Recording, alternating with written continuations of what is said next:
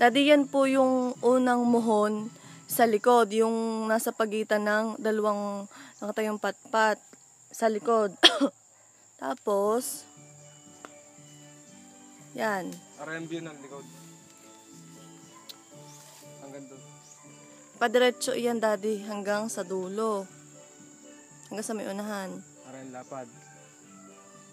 Yan. Tapos, ang haba sa likod, papunta kay Ella. Are, ang haba sa likod, papunta kay Ella. Itong daang ito ay yung pathway, right of way. Papunta isa na sa court. Papunta ito sa court. Sa may school. Yan.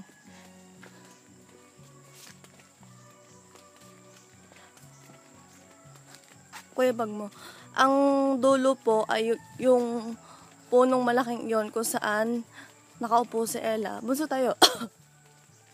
Yan. Yan pong punong malaking yan. Ang dulo. Ari kuya, ang dulo. Ano? Ang malaking punong yan. Wari kayo walang muhon na tayo. Basta't ito ang palatandaan natin dati. Eh. Malaki punong yan. Yan ang katapat yung akasya. Oo. Aray ang akasya. Yan malaki punong aray. Oo nga. Yan ang akasya ngayon. Yan maliit. Yan ang katapat ng muhon na sinasabi ng taga-bangko. Yan ang palatandaan. Basta yung katapat ng akasya ngayon. Ngayon ay Pupunta na tayo doon sa kabila, doon sa harap.